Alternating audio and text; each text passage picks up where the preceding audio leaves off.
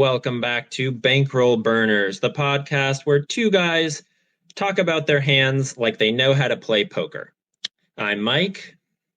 And I'm Josh. And this week, we're doing something a little different than we have in the last few weeks. We've got a guest on the podcast. They're going to be joining us later on in the second half of the hour, and they're going to bring on their own hand. And they probably played it right, but we're gonna talk about it like maybe we know how they could have done it a bit better. Yeah, we're really excited for this. Always happy to get some new blood and learn a little bit more, and have, as Mike said, have someone tell us how to play correctly. That's right. I mean, we don't know, so hopefully we can tell it. That's the goal. Yeah, we're really just trying to get free poker lessons. That was the entire idea behind this podcast. So, yeah, well, this week I have a live cash hand. I don't know if your hand is live or online.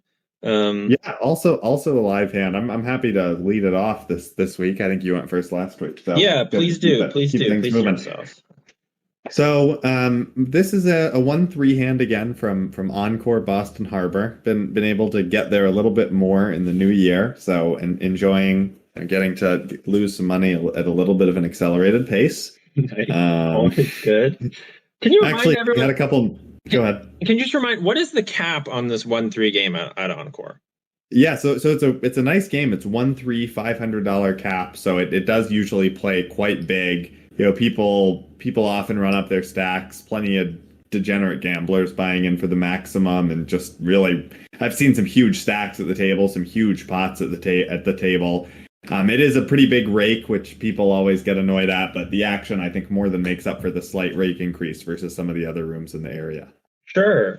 That's fair. And I mean, when I played there, that maybe this was just the one time, but I kind of noticed that there were some more players who kind of knew what they were doing, players who had looked at a pre-flop chart before, versus the other rooms in the area.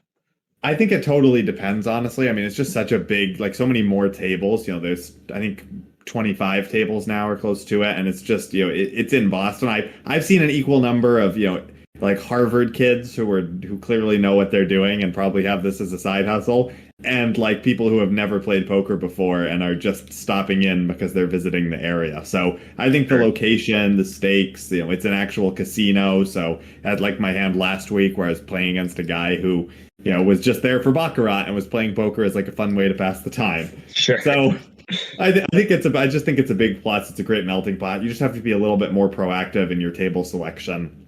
Yeah. To avoid getting stuck with the Harvard kids. Yeah, that's a good point. Table selection is key, and obviously we want to play with those tourists. That's the goal. I mean, the one time I played there, those two poor tourists who sat down between the two of us had a sort of a bad time, I think. Exactly. You just see people kind of spazzing all the time. It's a great room. The action's awesome. I've seen multiple 4-way all-ins on the flop. That's great. So let's hop into this hand. Yeah. So it's 1-3. We're sitting about $400 effective at this table. I am sitting in under the gun +2, and I have the first action with Ace 10 of diamonds. I'm sure some people would tell me that Ace 10 is a fold, but I see a suited ace and I put money in the pot. Yeah, I mean, I just want to say, I've seen lately the pre-flop charts that I've been kind of looking at lately more and more seem to like playing any suited ace from any position, seem to like opening it, rather, not playing it, but opening it. And I kind of like that strategy a lot because it gives our open raising range a lot more nut potential. I'd much rather construct my open raising range with ace 3 suited than with, for example, king jack off. Right. I think because king jack off seldom makes the nuts, whereas ace 10 suited, ace 8 suited, ace 4 suited absolutely can make the nuts. So I like to construct with these sort of suited aces. I think it's great. So yeah, so I opened to 15, and it actually, in a shocking turn of events, folds all the way to the button. Who thinks for a little bit and makes the call. the button is definitely a tighter player. He's an older guy, but he's not playing, like a typical live reg. He's got his headphones in. He's not limping a lot of hands. Just playing a pretty selective range. So decide to be he's probably relatively tight here. He makes the call, and both blinds actually fold as well. So we're seeing a flop heads up, which is rare.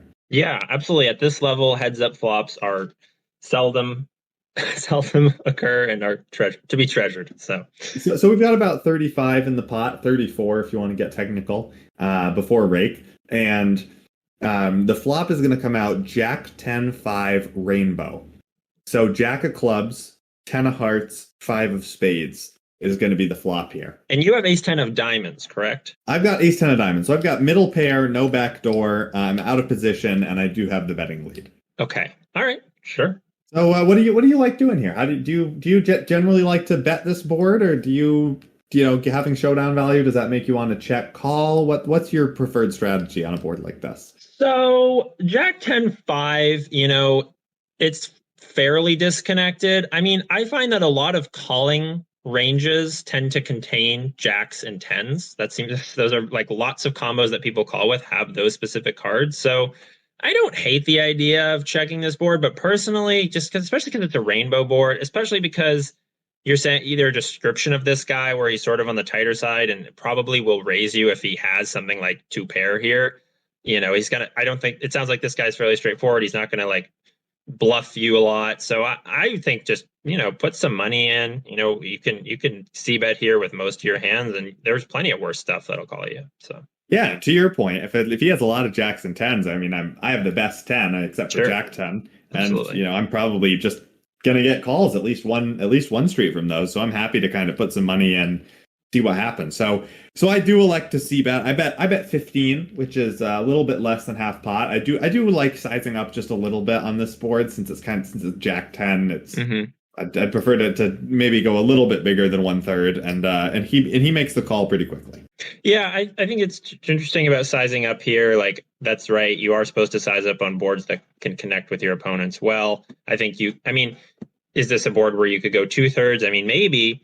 And then the other thing too is, of course, in live poker in general, you can sort of in an unbalanced way bet bigger on the flop with made hands, and people will just be sticky in general. So.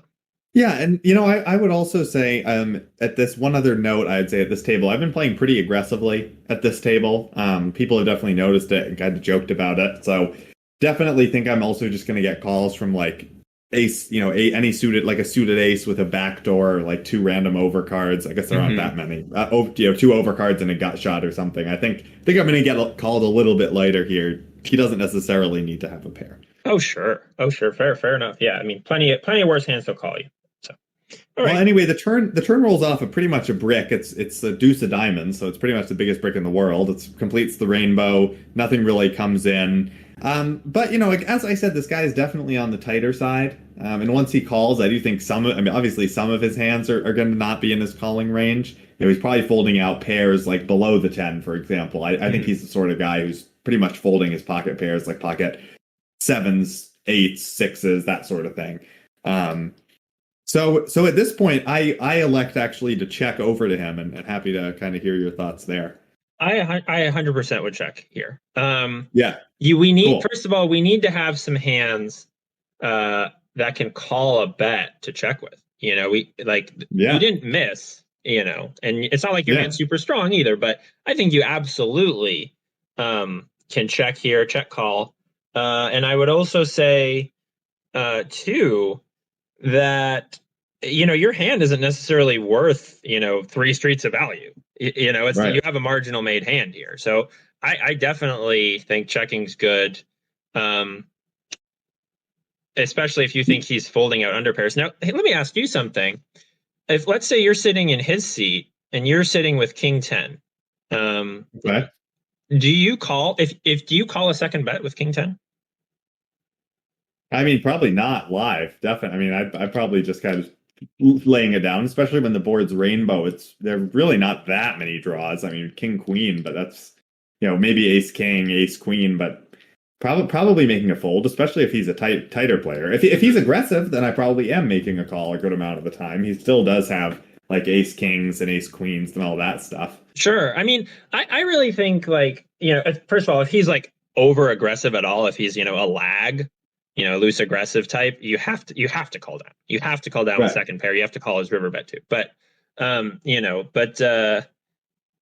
would say in general against like tight players, if you're on the button here with king 10 and somebody, c bets and then bets again, you're probably beat, and it's good. It's just, you could even, it might be a little bit of a tight fold, but if you kind of know your opponents, you can definitely make a laydown like that. So I was just curious on your thoughts on that. Yeah, and my plan here is, if I check and he bets, I'm going to call the turn. But if he bets the river, I'm just going to, throw it away pretty much without a second thought. Okay, yeah, I think you can definitely check call with ace 10. Ace 10's probably strong enough to check call. So is that what happens? Yeah. Well, no, he actually checks it back. Oh, okay. So we're 65 in the pot? We've got about 65 in the pot. The board is jack of clubs, 10 of hearts, 5 of spades, deuce of diamonds. So it's a rainbow board, not a whole lot of draws. I will say I do think this is the sort of player, and you kind of know these players, that would happily check back a jack, like a relatively weak jack, jack 9, maybe even queen jack. There are a lot of players who'll kind of think, wow, he's the preflop aggressor. He could have all of these insane hands that he's slow playing and trapping me with, so I'm going to check back my jack. Absolutely. Yeah, I mean, I think you could get a check back here from ace jack, to be honest with you. Right, and I wouldn't say that's right, but no. It is one of those things where I was still kind of, had that in mind and was thinking about that and this particular player's relative passivity. So the river comes, I would say, a pretty relative brick. It's an 8. So at this point, the board is now jack 10 5 deuce 8. There's no flush on the board, and there was no flush draw at any point. So it's an 8. Obviously, queen 9 is sort of the one thing that changes. Which I'm not sure if should check back the turn, by the way, if he has that hand. So that's a good point. That's definitely a good point. There's no backdoors. So there's no way he could have picked up a flush draw or something like that. So at this point, I'm sort of thinking, and again, I'm kind of thinking about this player. And, one thing that I'm kind of thinking about when I kind of notice these, relatively tight players that aren't limping a whole lot, I do tend to think that they're people, as you've mentioned, that have kind of taken a look at least the basic parts of poker strategy.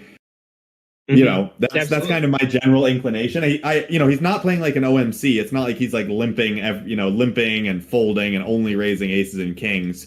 He's put in some raises, but I'm just noticing he sort of hasn't limped a lot. He's not, calling a whole lot post flop, that sort of thing. So I'm kind of thinking, at this point, he may kind of have some inkling of what he's doing. Sure. If that makes sense. I don't know if you feel the same way there. No, I think that's a very good live read. I mean, when so few players in low stakes live poker don't limp. So when someone doesn't limp, it's worth that's a tell that they kind of know what they're doing. So I absolutely. So on this board, I mean, what do you think? Do you think this is a good candidate for thin value? Do you kind of want to check call and see if we can pick off a bluff with like a random spazzy ace or something like that, or what do you kind of like doing here? Yeah, it's really interesting. I mean, going for value here. I mean, you've said you got an aggressive image. You might get called by a worse 10. I think if you go for some thin value, I think it is possible to get called by a worse 10. Pocket 9s probably should call you because they're blocking, the straight. Pocket 8s, of course, is a set. And I don't think he has either of those hands, for the record. I really? You don't think he can call a c-bet with 9s? I mean, I think he can. I think he should. I don't know that he necessarily is. That's interesting. So he could. It's a good point. He definitely could have pocket 9s or pocket 8s. Yeah, I mean, if he has pocket 8s, you're obviously in for a rough time. But I mean, first of all, you can absolutely bet fold this board. If he raises your value bet, you're definitely beat. Right. Oh, absolutely. I mean, there's a lot of hands you can value own yourself against here. Probably more hands you can value own yourself against than that you can get value from. That being said, does that mean you shouldn't bet necessarily? Because it's not like it's a ton more. Um, of course, if you check, I mean, I don't know. The thing is, even if it goes check, check, you might not be good. So I kind of think that it's probably too thin to go for value. Yeah, I would I probably think check that's fair. evaluate.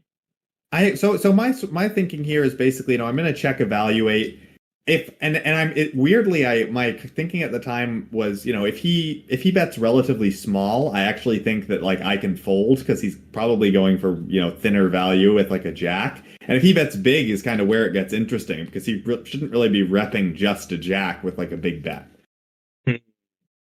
So, and anyway, as I do check, and he bets 50, which is into about $60, including the rake, 64 without the rake. So I kind of have my spidey senses tingling a little bit here, and I know I've been burnt bluff catching before in these sort of games, but I'm starting to think that something might be up. Interesting. So this would be like maybe he had king queen that called the flop and check back the turn, which it probably again just should do, and has now decided that the showdown value is insufficient and we need to bluff, something like that. I mean, he's probably this player at this level probably isn't doing something like turning 9-8 into a bluff or something like that. No, I would think he's probably checking back up a pair. I think that's generally fair in these 1-3 games. You don't see that a whole lot. So the bluff. So I that's king queen basically. I'm pretty much thinking king queen, maybe ace king, ace queen. I mean, he shouldn't have ace king. Obviously, he should be 3-betting ace king. So I'm discounting that pretty heavily. But I do see people flat call a weird amount with ace king in these games. Yeah. As you know. But yeah, so I was sort of thinking he's either got some sort of ace with a gut shot that missed. He could have queen 9. He could have pocket 8s is sort of the one that he could, as you mentioned, just made a set. But like he shouldn't really be doing this with just a jack, and he shouldn't really have like jack 10 because, he would definitely be betting the turn. Yeah. With a hand like that. Interesting. I mean, you are blocking some of the bluffs you just described. You are blocking ace king and ace queen. Yeah, that's true. But I mean, what would be like the ideal bluff catching hand here, do you think? Like something like probably 9-9, I would guess. Because you unblock all of the missed Broadway gut shots and you double block the nuts. Yeah, maybe like, well, no, I guess that wouldn't make sense. Yeah, pocket 9s is a good one, I think. I think ace 10 isn't bad. I mean, I don't have a blocker to the nuts, but it's definitely better than like king 10, where I'm also, I'm blocking king queen, which I think is the number one bluff, as you've said. Sure. Yeah, I mean, look, you're getting like slightly better than 2-1. I'd probably find a fold here against like tight live guy, but I also think that like if you think that like this guy is capable, which you kind of have intimated that he might be because he's not limping, then I don't think a bluff catch here is atrocious. So I think you could go either way. I wouldn't lose. Yeah, cool. I was kind of thinking, I could go either way here, but also, these guys, as you know, the guys who don't limp, they're just seeing fewer showdowns. I hadn't seen a whole lot of his hands, and I was like, well, I also kind of want to know if he's like capable. So I do wind up sliding in the call, and the answer is he's sort of capable because he shows ace king of spades. Wow, really? So very interesting. So is he capable in that he can make a bluff? Yes. Is he capable in that he 3-bets the correct percentage of hands? No. No, I mean, yeah, that means he's basically only 3-betting queens plus, probably. So you're right. Yeah. Wow. Huh. Well, nice call. Very nice call. And yeah, but I definitely did not expect to see that hand. He kind of gave the table tap. I showed my hand. He flipped over. I thought king queen. He flipped over ace king. I was like, huh. So tighter. Sounds like he is tight and just kind of, willing to put in the... And this is, by the way, another sort of live thing. Even players who you kind of view as tight and players who don't bluff a lot love to do the sort of take a stab, quote unquote, where I go check, turn, check, river. He's like, this guy's got and it makes no sense because if he thinks I have nothing, he should just check back as ace king and take because he's like ahead of my nothing. Right. So that's just maybe he thinks I have like pocket 9s or pocket 7s myself where I stabbed flop and now I've given up and I'm just going to check fold. But that's one point, one point is sort of a live exploit is just Players love to take a stab. You're absolutely right. That's a really good point. And some like even players who aren't like quote unquote capable of bluffing sometimes will do stuff like that. I've observed that. So you make a good point, you know, and it's sort of fishy spots. Like you're right, the bet sizing was certainly interesting. I mean, it doesn't there are not the only strong hand he really gets there with is just queen nine and pocket eights. That's it, you know, and so Right. there's not a lot of thick value there. So yeah, I like it, man. I really do. Right. And if he was owning me with the jack, then like good for him, you know. I mean, sure. I mean, if he's doing a merge there, like, oh, but no way. Well, yeah, so that's my hand. And I would also, point out to our listeners that, if you don't play a lot of poker, there are going to be times where like this, this is not the most exciting hand. There's certainly some interesting decisions, but there are going to be times when you play hours and hours of poker in a week and you get, this is the best hand you get. Like I played some wild sessions with crazy action, but it was like, I get top two pair and I wind up like bet shoving and then get called by like some absolute garbage. No, so yeah, absolutely. I mean, I think these sort of situations that maybe show up more often, like this is not a rare situation necessarily. I think they're worth going over and really taking a look at. So I like the hand. Absolutely, yeah. I thought it was a pretty interesting one. You definitely you weren't a fish this time, so good work. Well, that remains to be seen. And maybe I really wasn't getting the odds, and he's showing me, queen nine and ace jack way more often. But anyway, I digress, and happy to move on to your hand. All righty, let's do it. So my hand is played at Live 2-2, Best Bet Orange Park, which has a $200 cap, and it's a good room. I've talked about it before on the podcast. It's can be fairly passive sometimes, but there are definitely some actiony games that take place, and it's a good crowd. I like it there a lot. Yeah, and I would say my impression of the room is very good because the one time I played there, the guy who sat next to me said he hadn't played poker in 10 years and couldn't figure out how to how the action went. So yeah, good room. We do get some novices in the room sometimes, and yeah, so this hand is played against a buddy of mine. His name is Anton. Shout out to Anton. And he is, I would say, pretty solid. I would say a little on the tighter side, which I think is probably, given the type at low stakes poker, it's good to be a little on the tighter side because people aren't going to punish you for not bluffing enough. So as far as he definitely has quite a bit of success at this level. And we're playing 250 effective. I'm the effective stack in this hand. He covers me. And in this hand, I am in the I'm in the plus one position. And we are 8-handed. And under the gun limps. Under the gun is not somebody I know anything about, no history. I pretty much sat down, half an hour ago. I just don't make anything of it. I go ahead and just open to a slightly larger sizing to kind of punish the limp. I open to $15 with ace of clubs, jack of clubs. So anything to say about that? No, I like it. I like going big. I mean, I know that, so the standard open, for example, in my 1-3 game at Encore is like, $15 without limpers. Is it closer to $10 as sort of a standard open with no limpers in this game? It's $10. That being said, a lot of people in this room bet weird opening sizes like 6 and 7. It's fairly common, and they always get punished for it. I've almost never seen someone open to 6 or 7 and not have a flop go super multi-way. But right. Nobody seems to learn that lesson. So it is common for people to open to lower sizing, but the standard open sizing on like a typical night at a typical table is $10. So yeah, and it's one of these weird things where the open sizing kind of relates to the buy-in, where if the open sizing gets bigger, it almost plays like a shorter stat game given that the cap's low. But yeah, I like opening relatively big. Here, I like, just $10, one limper. Let's make it a little bit bigger because we don't want to go, 6 ways to a flop. So let's go. Let's do it. I like that. I like the hand. I like the open. Yeah. And just one last thing about going to 15 instead of like 12 is I started doing this recently where I just try to always go bet something that's a multiple of 5 because it makes the dealers have to make change less often, which saves time. So I opened to 15. And the cutoff, who is my buddy Anton, he 3-bets me to $35. And I will say, I think his 3-betting range is quite linear.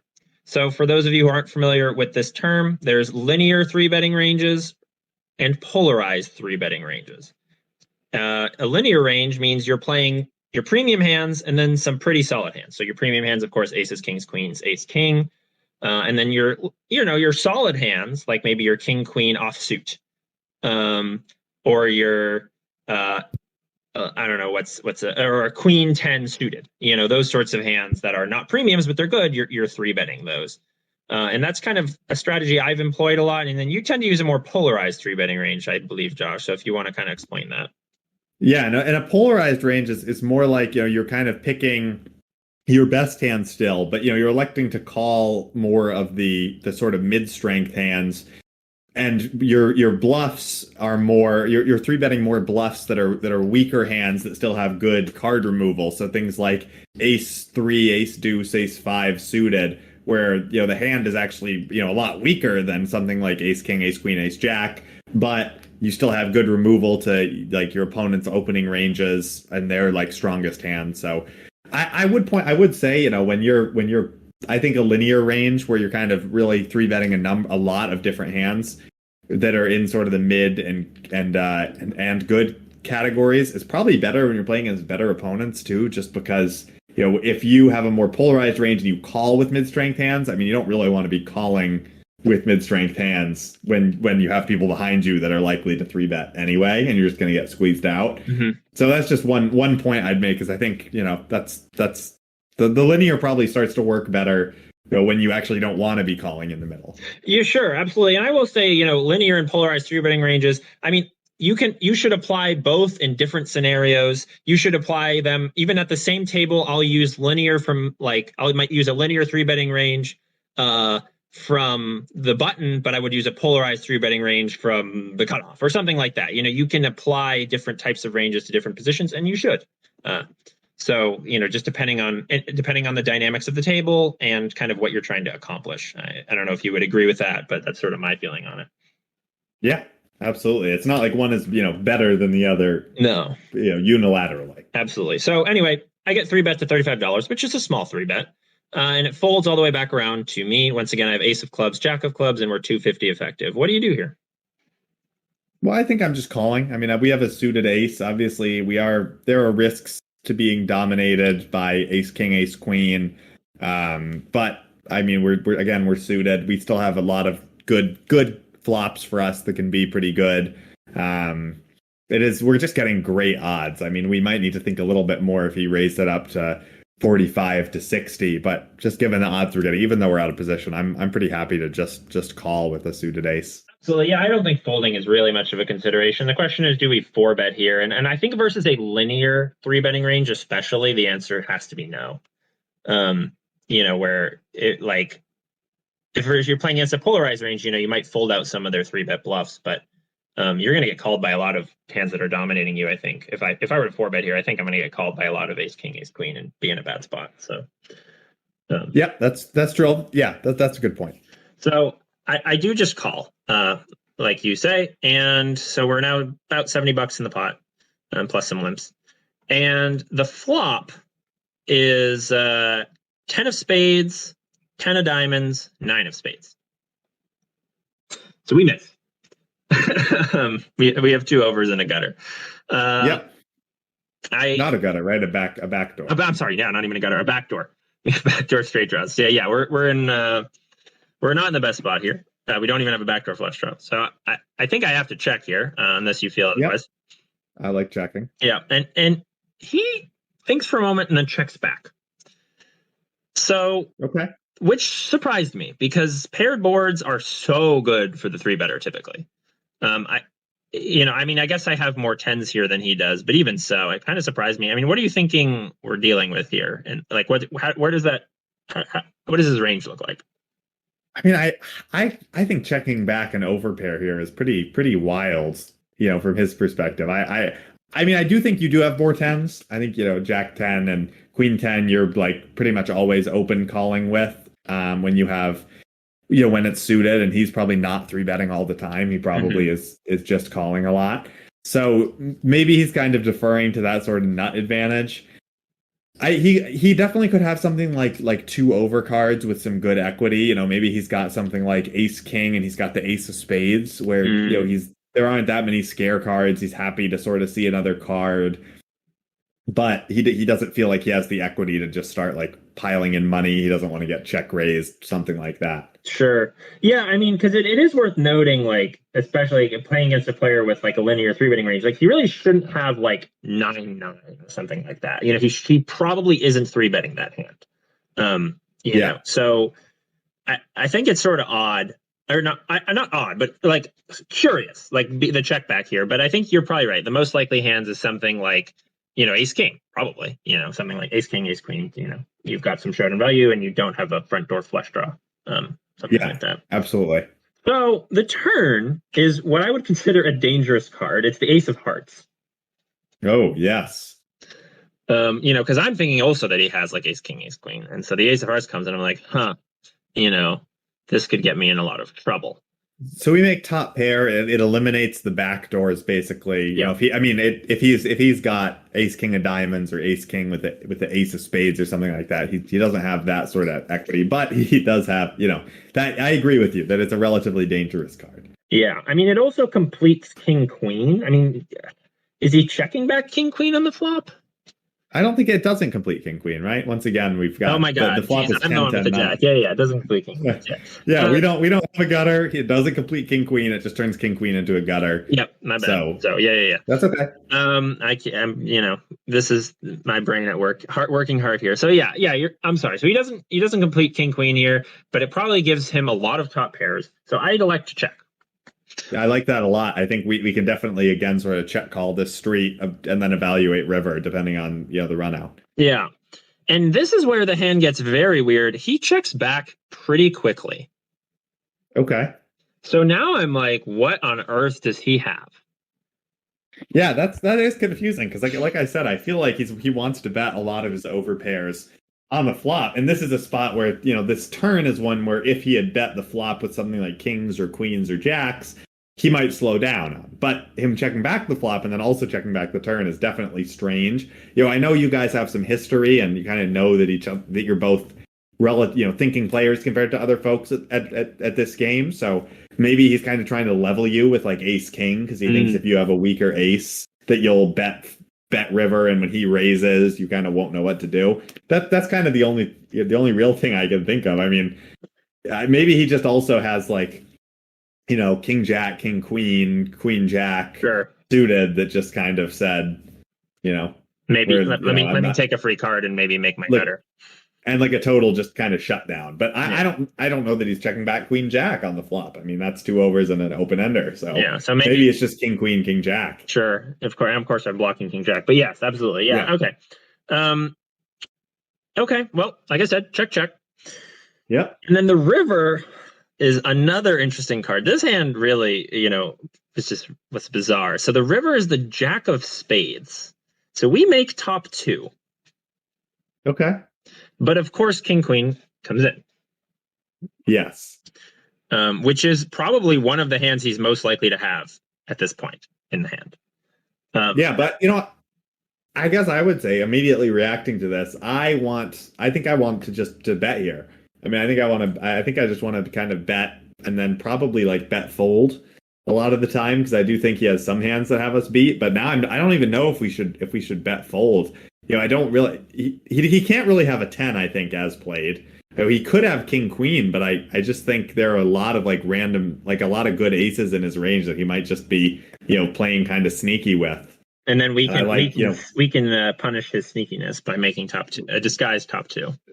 Exactly. Yeah. Well, I do bet. So the pot $70 and I bet $25. So about a third pot. Kind of a thin value bet. I don't have a nutted hand here. I don't think it makes sense to go very large. Okay. I don't know. Would you agree that that's probably the appropriate sizing?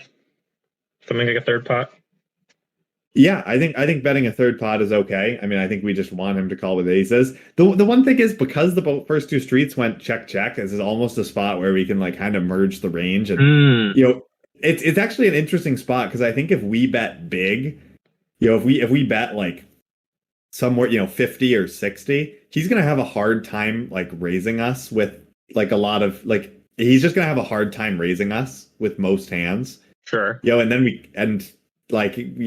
just doesn't have that. He still doesn't have that many hands that beat us. I don't really think. Yeah, I mean, he can have king queen, but I also don't think I don't think you should be three betting, king queen a whole lot against a UTG open or a UTG +1 open. I think that is a little loose. I mean, I think king queen suited. I think king queen suited should be three bet there, but. Yeah, that's true. Your UTG opening range, I guess it is 8-handed, but I think your opening range is pretty tight. So I just think that's something maybe to consider is think about, he's not going to really give me credit and we might be able to get calls. If he's got something like kings or queens, he just decided to check back flop for whatever reason, check back turn on the scare card, he's probably going to call us no matter what sizing we use. That's just fair. Because and if he somehow has ace king, although I would say that's very unlikely, but if he somehow has ace king, we will also get called for a large bet. So you're right. Maybe the right sizing here is like close to pot. Because then if he raises, it's like, wow, we showed kind of a lot of strength to this bet, and he's still raising. Now we can probably make a happy fold. Yeah. All right. Well, so that was probably a mistake on my part. So I bet 25, and he snap raises to 75. Okay. Not a call, which is not a big raise. I mean, I'm now getting 3-1. Or better. But yeah, we have to call 50 to win 125. So no, to win 70 plus 75 plus 25, so it's to win 170. Oh yeah. Well, to win even more. Yeah. Okay. So to win 175. So well, I mean, I kind of think we have to call when he makes such a small raise. I mean, I think he could be making this raise with like ace king, ace queen.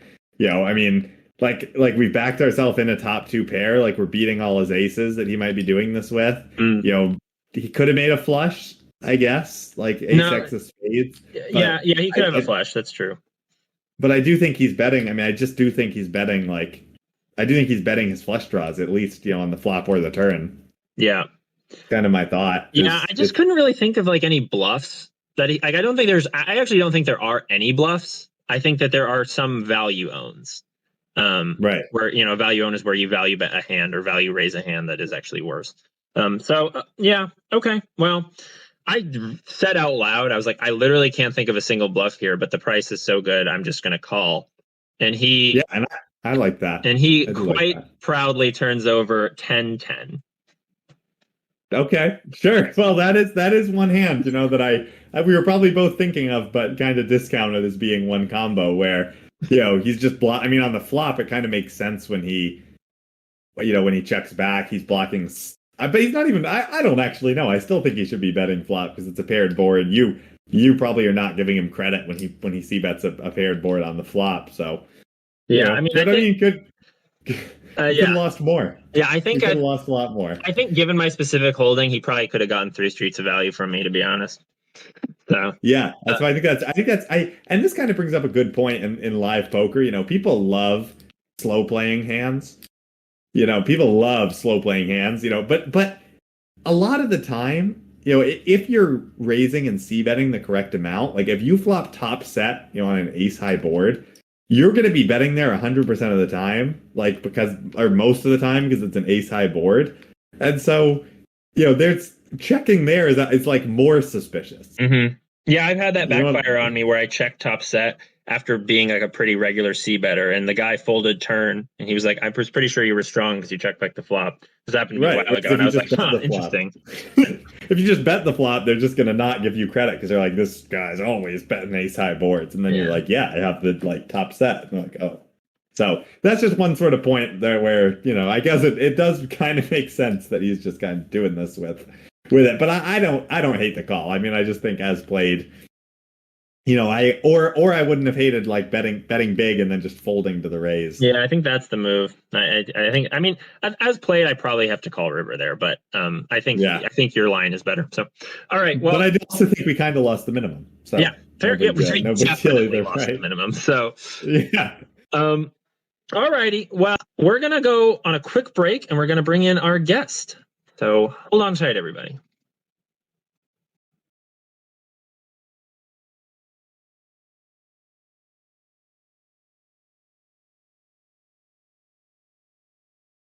Would you like to introduce yourself, sir? Hello, guys. Thanks for having me. My name's Sachin. I've met you guys, I guess, through our online home games that we've had. Absolutely. You know? Yeah. Super hyped to have you. It's cool to have a guest, and as Mike was saying at the very beginning of our podcast, to bring our poor knowledge to your hand that you probably played good. Yeah, that's a good way of putting it. Also, like me, a Florida native. So I want to ask your opinion on Florida poker in general. I think Florida poker, I mean, if you are a good player, I think you can win at like a lot of the live, if you play live, I think you definitely like have a better shot at winning given the pool that exists in Florida. It's all a bunch of retired old people, right? Yeah. So like it's a little different than like South Florida, I think. Like I played in I guess Tampa's not really South Florida. I played in like, Miami, and I played in Tampa. Tampa was a little like I played 2-5 in Tampa once, and that table sucked. It was like just a bunch of like, for me personally, I like the 1-3 or 1-2 tables where like everyone's talking, having a good time, and like vibes are good. Like that's fun to me. But like the 2-5 table was just like a bunch of tryhards that I just didn't want to be around. No, I think that's a good point. Like you see, like people vlog. There are a couple of vloggers who mainly play at like the Seminole Hard Rock, which I think is in Tampa or close near in that area, right? Yeah. So there's the Tampa Hard Rock. A lot of like Rampage and them, they like to go to the Miami, the Hollywood one. Oh, gotcha. The big guitar hotel. Yeah. So yeah, that's the famous one. And that game seems like it either is really crazy or like really nitty, depending on the day. That's the vibe I've gotten. North Florida is different. I mean, like, so basically, like up here, like I actually met Mike at in Jacksonville at Best Bet, and that was fun. Actually, that was a good a good vibe there. I mean, Best Bet's a great room. Obviously, the games there are capped. I understand that your local casino has an uncapped 1-3 game. Is that, do you remember that right? Yes, that's correct. The 1-2 game's capped at 400, which I hate, of course. But the 1-3 game, at least when they host it, is uncapped, and that's generally what I like to play. Like if the bankroll's feeling good. Sure. But PLO is the most popular game there, which is insane to me because the role you need to have to play that game is absurd, and I don't think everyone that's playing that game is rolled for that game. Yeah, no, definitely not. I mean, like what's like the typical stack size in that uncapped 1-3 game? I'm just kind of like I'm kind of trying to picture it. I went actually. It was ranging between like 600 and 1,000 maybe. Okay. All right. So not like insane, not like people sitting down with 5K for a 1-3 game or something. No, nothing like that. I mean, the hand that I'm bringing, that I'm gonna discuss, was in New Orleans. The Harris there. That game got deep real quick. Okay. Well, let's get into it then. So what casino again in New Orleans? So the Harris. That's they have a poker room in New Orleans there. And I played there a few times. And they revamped the room pretty nicely. They have a huge like sports betting area now. And then they have it's like a smallish poker room. Yeah, that's where that's where this hand that I have is where I played. So like the tables that I like, and again, I'm not I'm not totally experienced. I'm not like a GTO guy that like that all these people are out there. Like I don't have the theory knowledge, but what I like is when at tables like if I can buy in for a higher amount and then like, kind of use that as to my advantage. But in this table, that didn't happen. Yeah, well, that makes sense. And to be clear, if you don't have good knowledge of GTO, then you'll fit right in. Yeah, that's true. Definitely sitting down in a game where you can have an edge and have a bigger stack than everybody, forget GTO. That's just good poker. So, so yeah, absolutely makes sense. Won through uncapped game, and so I bought in for 1K, which to me I think was around like close to max stack. Maybe some stacks were a little more. Villain, the guy in the hand definitely covered me. So basically to get into it, so I don't remember the like seat positions, but I know I was out of position and he was in position. So okay, I opened. And you said it was your first hand, right? You have no info on villain. It's your first hand. Correct. Yeah, okay. Correct. Okay. No idea, dude. Definitely. Like, I mean, like, you when you sit live, you look at guys that, you scan the room a little bit just to get a vibe. But like, I didn't even have time to do that. I just kind of, maybe that's a lesson. Maybe I shouldn't. Maybe I should just fold a little bit to gain some info. I don't know. Sure. So I opened a 20 with, and I guess, I'll just say my hand. I had ace of hearts, 5 of hearts. Okay. Seems yeah. like Well, I don't think you need info on villains to open a nice suited ace. We were just talking about how we're big proponents of suited aces from all positions. So and funny enough, well, at least the one GTO lesson I've heard, apparently it has a lot of good equity against a lot of hands. Heads up. So yeah, absolutely. Sure. I mean, because you can it's really nice about these small suited aces, particularly like, ace deuce through ace 5 is, you can make the nuts. With in a lot of different ways. There's going to be a lot of runouts where you can double barrel, triple barrel bluff when you don't make your hand. So suited aces are great.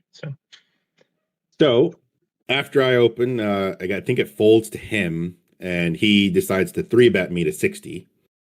Okay. And then I'm pretty sure. Yeah, everyone else folded. And so I think about it for a second, and I end up flatting because. I can't give you why I flatted, but I thought, it's a good hand, and like we discussed, it plays well, especially heads up. Absolutely. So you said kind of an older guy.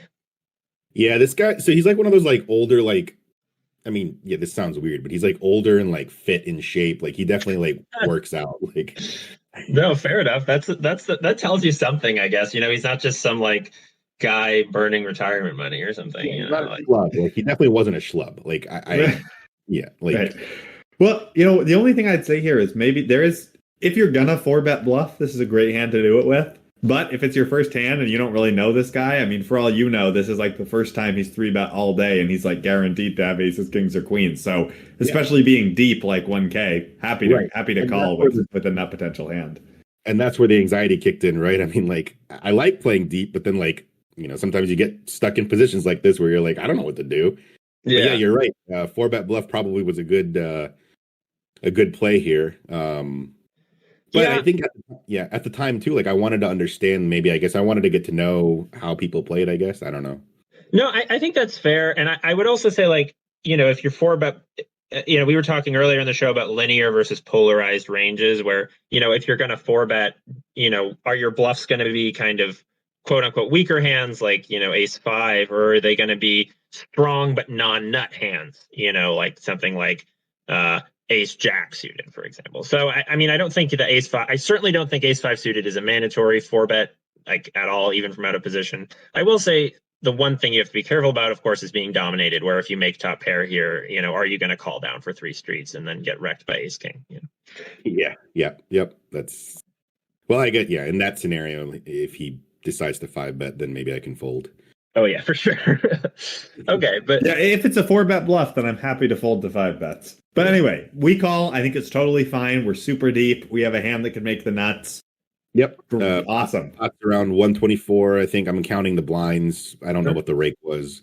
So flop comes king 4-4 with 2 hearts. And you have ace 5 of hearts, right? Correct. Okay. All right. Interesting. So I'm not going anywhere, but also this guy could have kings or yeah. Like for all I know. So like, there is a slim chance we're drawing dead, but we have a great, we have a great hand. Yeah. Or he could have ace king, I guess. But I don't know. I mean, I just sat down. So I mean, again, maybe this was a fish move. I checked and I let him dictate, since, he was the pre-flop aggressor. So I checked, he bet 105, which is close to, full, pot size bet. Yeah. So I ended up calling. I was pretty happy to call at the time, 2 hearts on the board. But yeah. Go ahead. Sorry. No, but there's obviously that slim chance that we were drawing dead.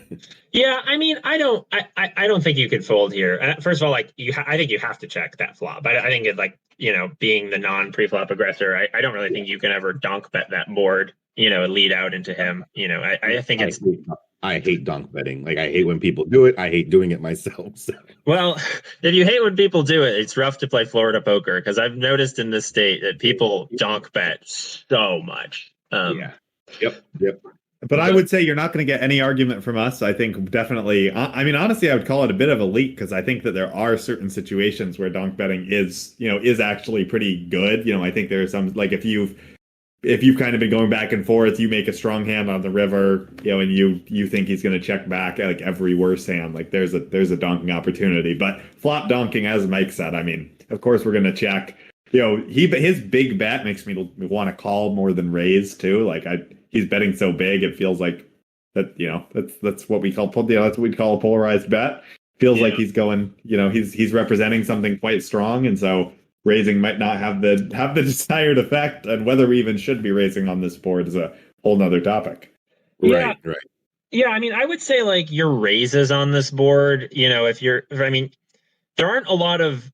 Like, what are your made hands on this board that you would raise? It's literally just like ace 4 suited, probably. Like, that's like your only thick value hand that I can think of. Am I missing something? Like, so then would you raise trips on this board? I guess, yeah, if the 2 hearts are on the board, yeah. I think you can. I mean, so the question is, like, what are you? Yeah, right. Because, what are your bluffs going to be? Like, you don't need a lot of bluffs to balance a value range of literally 2 hands, right? It's just ace 4 of the 2 ace 4 suiteds that are possible on this board. So you have such a thin value range. I mean, never raising this board is probably okay, but if you are going to raise, like, you need so few bluffs. So I don't think that this has to be one. I think you could choose to use ace 5 of hearts, but I think you could also use ace 10 of hearts, ace jack of hearts, like, really, any suited heart ace, like, just one of them is probably sufficient.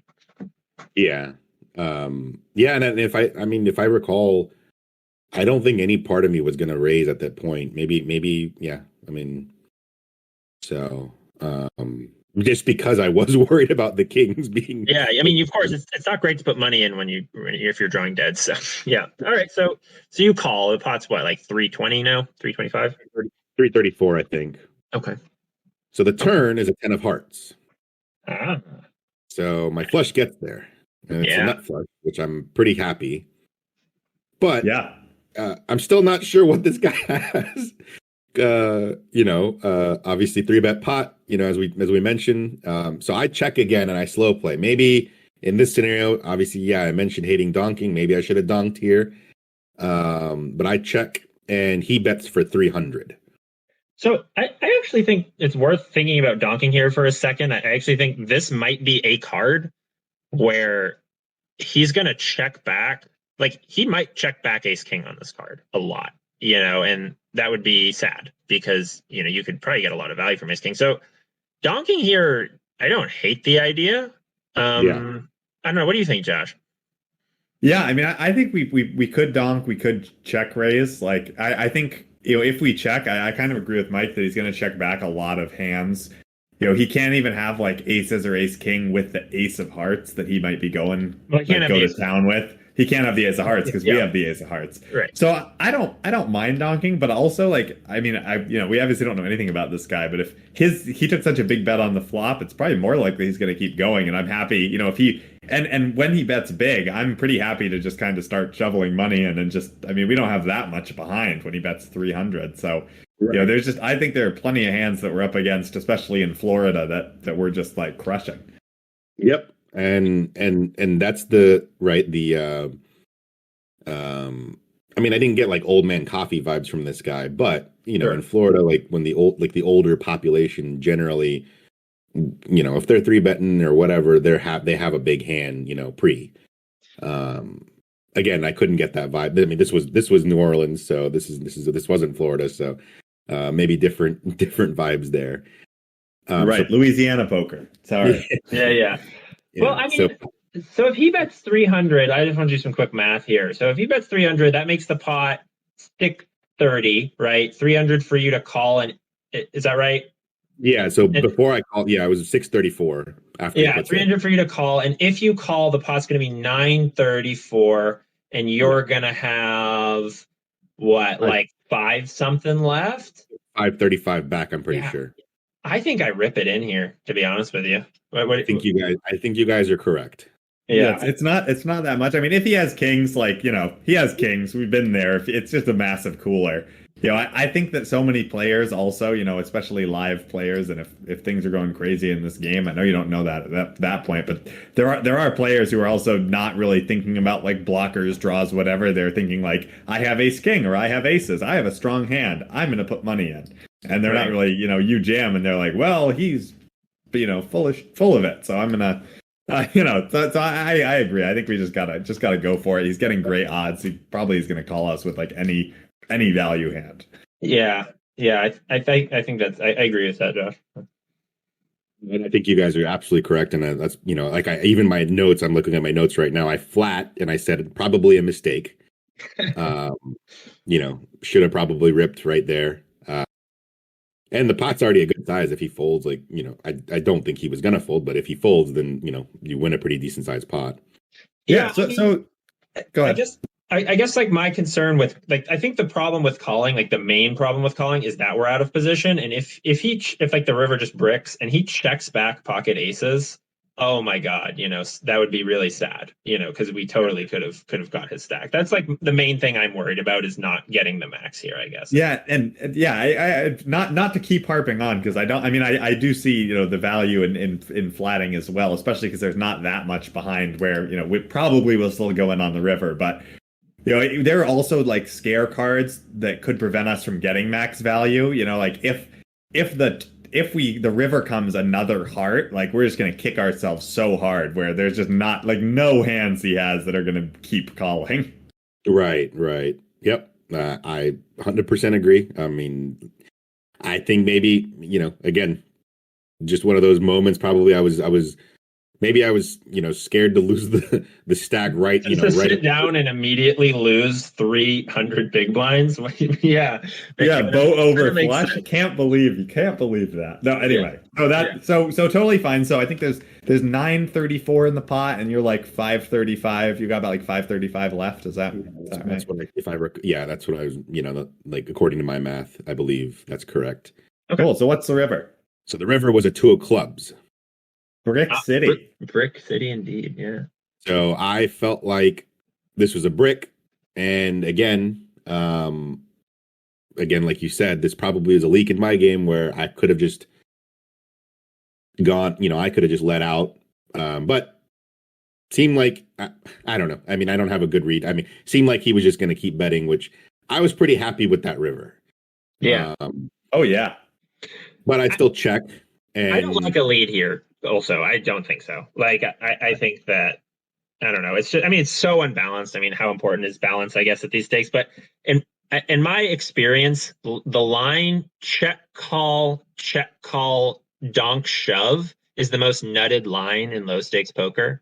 It's like if someone does that, they always have like some absolutely insane hand. So if you were, you would be following that pattern if you did that. I don't like that pattern. So I think it would be probably not. Yeah, and it's not like we have a medium strength hand and we're super deep where there would be merit to like a donk block bet or something like that. Our hand is just so strong. I just want to like check, hope, and like pray to God that he just shoves anyway, and we can just like snap him off. So I agree with Mike. We talk about this sometimes where the check call donk is just always like the nuts. So right. So if you check call donk, like if he has seen this before, he's just gonna like laugh and throw his great hand into the muck. So, and that's another reason to check raise turn too, is just to get the betting lead so that we don't have to like check and pray. So anyway, I think we're both totally behind you checking at this point. Right. Yeah. So I check and he rips it, which puts me all in. He had me covered, I believe. Sure. I hesitate. I mean, I wasn't going to fold, but I mean, it was, I was just, it was a lot. It's a lot of money. It's, especially if you're kind of like playing a bigger game than you're used to. So for sure. Yeah. And I was just like, I think it did catch me off guard, but like you said, yeah, we wanted that. But of course I wanted to call. That's so I end up calling. Yeah, and I think that's also, I mean, it is, I hear what you're saying about like he could easily have kings here, or like what is he doing this with where he's shoving 3 streets? But at this point, like the price is so good. I mean, we've shown up, we called a 3-bet with ace 5 of hearts and we made the nut flush. Like, what are we gonna do? Well, we don't like pressing the fold button. No.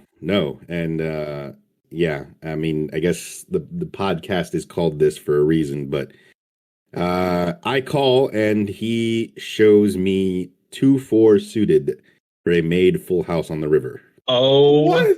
My God. No. Well, I guess you know what kind of player he is. So that's where that, I think, so a couple of things. I think one, I mean, I think he just wanted to test me. Like I sat down, maybe my look, I think he was just trying to see what kind of player I was and decided to just, 3-bet me with whatever he had. I mean, maybe he likes 2-4 suit. I don't know, No, I think this is like a person who like, this is like the person you want to play poker with for the rest of your life. Like, yeah. Yeah, I mean, if he's 3-betting you with a deuce 4 suited, then like, we are just gonna print in like 90% of situations. This is just like his absolute dream spot. There's nothing you could have done to play it differently. Like he is probably always ripping the river, regardless of what card it is. Yeah, I agree. So there's no, this is like a wow, nice hand. Like I'm gonna go rebuy for more. Yeah. Right. And I mean, immediately I bought back in for another 1K. So, but I mean, that was the quickest 1K I've ever burned through in a game. I mean, that was about 10 minutes into the game and I'm stacked. Yeah. I mean, that's brutal. I mean, that's such a cooler, like, but wow. I mean, and he later told me like, I mean, again, I don't believe everything everyone says, but like he told me he wasn't going anywhere on the turn. If I shoved turn, he told me he wasn't going anywhere. So it's like, and that's good for us. No, for sure he's not going anywhere on the turn. This guy should have a podcast called Bankroll Burners. This guy. Can we get him on? He'll teach us a thing or two about burning bankrolls. Holy crap. No, so I mean, and that's what we want, right? Obviously, if we jam the turn and he calls, like that's exactly what we want, and it still would have turned out the same way because he would have proudly rolled over 4 deuce suited after boating up, and we would have still wanted to like been like, wow, you are like wow. So I think we talked about different ways we could have played different parts of the hand, but like at the end of the day, it's just like the massive cooler where he has a hand that he should never have.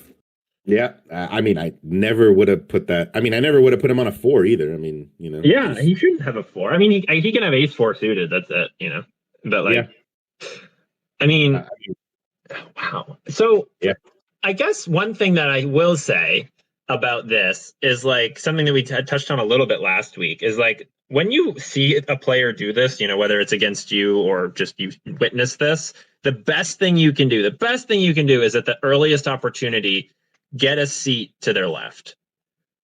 Yeah, you're absolutely right. Get position on them and let the money flow through to you. Yeah. You just always want position on this guy, right? Because like we talked about how being out of position just sucks. Because like I don't know, imagine if the river was like as bad as it would be for him to check back aces. Imagine if the river was a brick and he checked back a 4. Like we would have wanted, like would have wanted to vomit. So we just love being in position against these players. Yeah, and he was the other vibe about the guy. I mean, he's definitely a regular there. Those people that like I mean, everyone's on a first name basis at the casino. Like this guy definitely like, I mean, he gambles. So, obviously, so that yeah. Anyways, that one probably. I mean, that's memorable because I mean that again, like I said, that was probably the quickest I've ever been stacked at that deep. Yeah, no kidding. I mean, that's brutal cooler, and it sucks when you're like taking a shot and playing a bigger game than you're used to, and that's what happens. So, yeah, generally live. I mean, yeah, I mean, again, I'm not beating these games probably like in the long run, but generally live, I like to play either 1-2 or 1-3. But again, like I said, I like playing uncapped and on tape. Like, that same trip I was in Biloxi. I played 1-3 uncapped at the Beau Rivage, and of course I played in the morning, where there's like a lot more older guys who are nits, and that that was a winning session for me. So yeah, no, I mean, game selection is everything. I mean, that's the reality. If you need to play games where you have an edge at the end of the day. So yeah. Yeah, I mean, I would bet that you had an edge in this game, and we just got hit with a cooler. So yeah, I would say I would have. I mean, so I was there with my girlfriend, and we had like we had like dinner plans after. So like I had a timeline. So I only that adds a little bit of stress. Like you want to be able to play a little freely. Sure. But I had like a certain hard cutoff at a certain time. So so yeah, I mean, I had to take a little bit of a loss after that, after buying back in. Well, maybe one of these weekends you and I should go out there and play against some guys who are 3-bet and deuce 4 suited, because that sounds like the type of game I want to be in. New Orleans trip. I'm always down for New Orleans. Right. I'll fly down and finance the trip with a poker session. Yeah, seriously. Oh, definitely that. I mean, yeah, that was I played. I mean. Yeah, I played a second session the next day, and yeah, I mean, just that game was fun. That game that I played that night, the game I got stacked in, that got super fun later in the night because like people were just getting stacked left and right, but then rebuying and then like adding to their stack. I ended up like stacking a few guys, and like my stack got up to like about I was in for 3K at one point, and my stack got back up to like 2.2K. So I was able to cut some losses, I guess. Yeah. But recover some of the cooler money. Well, we gotta wrap it up here. But thanks so much for joining us, Sachin. And awesome to learn about it. Thanks for coming. Oh, for sure. I'm not gonna forget that one. Oh my god. All righty. Well, thanks everyone for tuning in. Please comment on how you would have played the hands differently and or better than we would have. Please like the video and subscribe to the channel to fuel Josh and I's egos. And we look forward to chatting with you next week. Bye, everyone.